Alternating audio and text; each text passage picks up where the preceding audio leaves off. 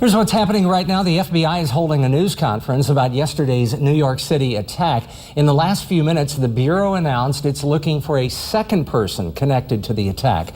Good afternoon, everyone. I'm Lorenc. And I'm Tyler Emery. Thanks for joining us. The second man is Muhammad Zwayer Kadyrov, also from Uzbekistan. One day after the terror attack, President Trump says the way terrorists are prosecuted in this country is a joke. President Trump shared his condolences with the families of attack victims today during a cabinet meeting. He also called the suspect in yesterday's terror attack an animal. He used the moment to call for an immigration system based on merit and an end to the lottery program the attacker used to get into the country. The president says he'd consider sending the suspected terrorist to Guantanamo Bay.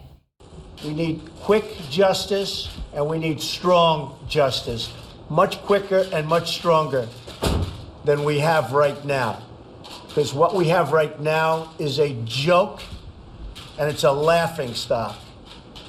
And no wonder so much of this stuff takes place. As for the man yesterday, Sayfullah Saipov is in the hospital at this hour. Police shot him at the scene. Investigators are trying to figure out whether he acted alone or had help. They found a note in the rented truck he used that translates to "ISIS lives forever." Saipov drove the pickup truck into a bike lane before crashing into a school bus. The attack killed 8 and injured 11 others. People in Argentina are mourning the 5 Argentinian victims who died in the attack. The group was in New York City celebrating the 30th anniversary of their high school graduation. In Argentina, mourners held a minute of silence at the high school they attended, and the Argentinian flag was flown at half-staff. Saipov spent time here in Missouri. He got a traffic violation in Platte County in December of 2015. At the time, he was driving a semi-truck. At one point, he listed truck driver as his occupation. He got a ticket for having unsafe brakes. Court records say Saipov didn't show up in court, so police arrested him. In that same meeting where he mentioned the attack, President Trump told reporters he's eagerly anticipating what he refers to as beautiful new tax cuts. House Republicans are expected to lay out the details of tax reform tomorrow. Trump claims reform will benefit the middle class and lower business taxes. Opponents say it's just more tax cuts for the super rich. After much conversation about health care today, enrollment for the Affordable Care Act started. KMU8's Gabrielle Hayes is in the studio with details on any changes and where you can find help if you need it. Today, people seeking health care are logging on to healthcare.gov, scrolling through premiums, and hopefully walking away with coverage.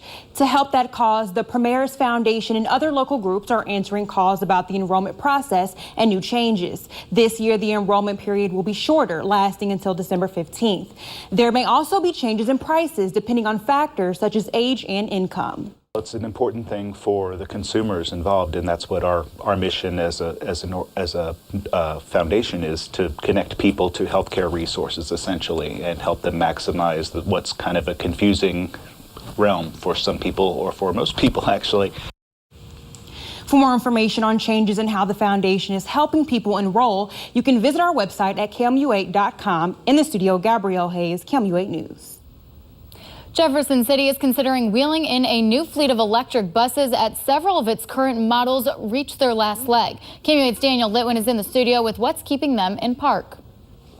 Columbia made the push to bring zero-emission buses to its city back in 2015. Jefferson City is now weighing the options too, after a few demonstrations showed electric buses have a lot to offer.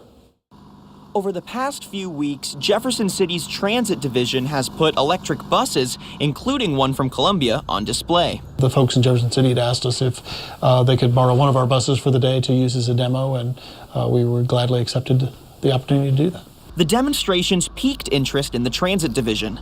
Now the gears continue to grind on whether Jefferson City will bring electric buses to the Capitol. Electric buses are very different than a usual diesel pusher type of bus. There are still a few roadblocks before any new buses will roll into town. When implementing electric buses in Columbia, terrain wasn't really a factor. Roads in Columbia are pretty flat, but Jefferson City is a whole nother story. A vehicle or a bus may have a range of, say, 200 miles, but if you're going up a lot of hills, that takes a lot of additional battery power. If the buses can handle the hills, the city still needs to figure out the funding. While we have some matching funds here locally for the city of Jefferson, at the same time, we require from our federal partners we would need substantial amount of dollars and a grant program. And those come around usually every year. After having electric buses for 2 years, Columbia has a few tips on how to get the best use out of the green vehicles. The driver is probably the single biggest factor in kind of the range that you get out of a day with those buses.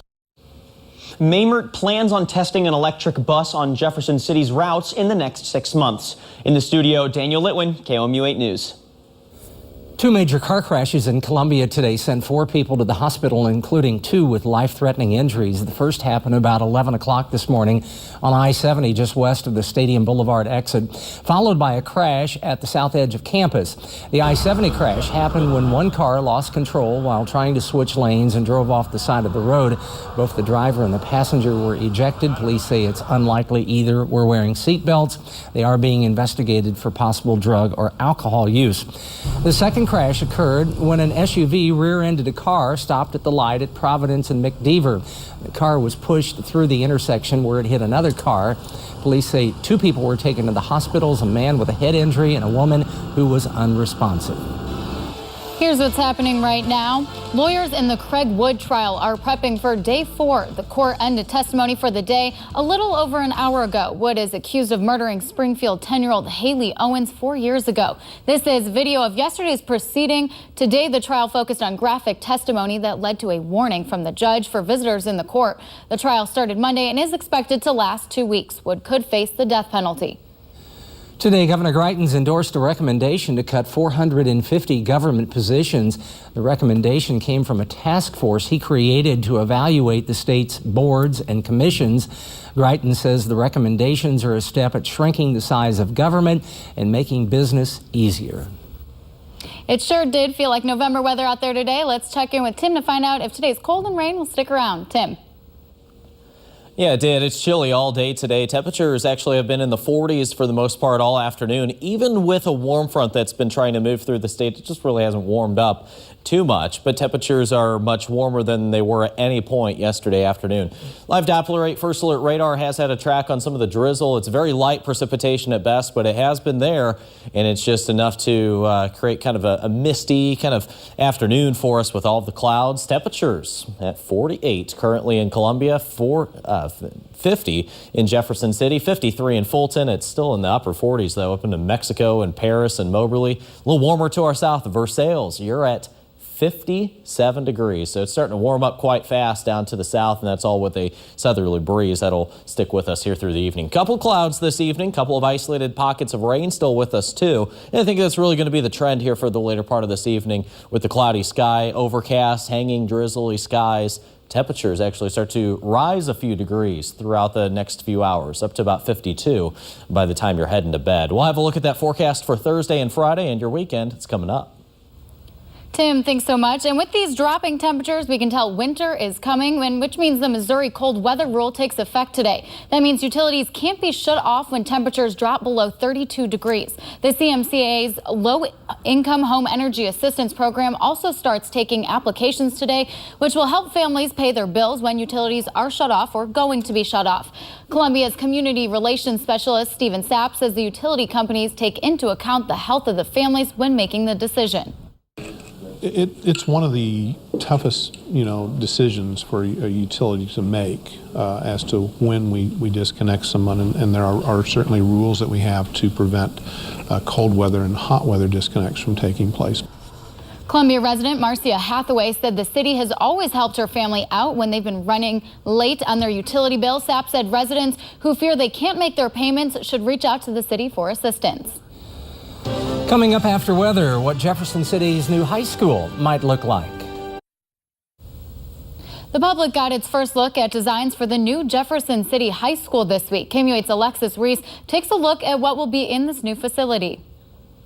In April, voters approved a Proposition J and C, which allowed the construction of the new school, renovation of the current Jefferson City High School, and the Nichols Career Center. The bond totaled in $130 million. Talks of a new high school began years ago. The community determined, I believe, that there was, that it was time, that we were out of space, and then we believed on giving kids more opportunities through a second high school. The board unveiled the plans this week. The second high school is set to hold 1,500 students and will have a competition gym, auxiliary gym, and other facilities, but will not be much different from the current high school. They are the same in terms of programmatic areas, classes offered, programs offered. They are the same in what they have. There is currently no name set for the new facility. In Jefferson City, Alexis Reese, KOMU 8 News. The district hopes to open the new high school in August of 2019. We'll be right back. 2 Russian Olympic skiers won't be competing next February. They've been banned for life for doping violations from 2014.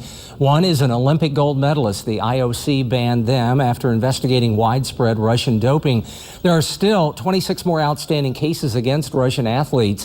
The 2018 Olympics are 100 days away. The IOC plans to decide Russia's participation next month.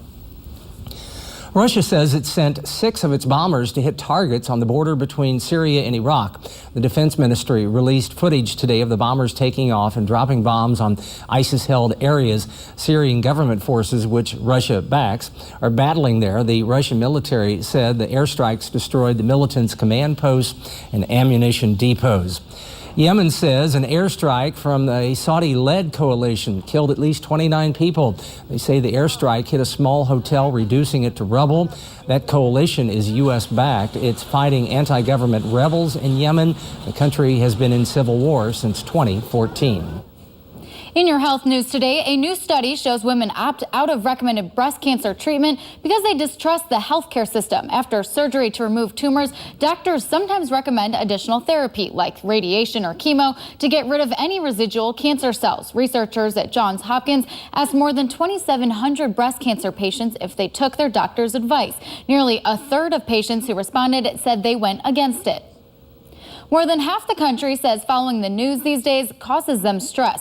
The American Psychological Association just released its annual Stress in America report. Nearly 2/3 of survey respondents say the future of the nation is a significant source of stress. 59% said they consider this the lowest point in U.S. history they can remember.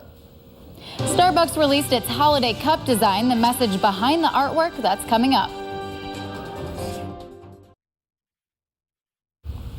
Here's a recap of one of our top stories. Today marks the beginning of open enrollment for the Affordable Care Act. People can log on to healthcare.gov and scroll to decide what premiums and plans work for them. The Primaris Foundation is a local group working to help people understand the process. People can call in, ask questions, and schedule an appointment to meet with a counselor. Enrollment ends on December 15th.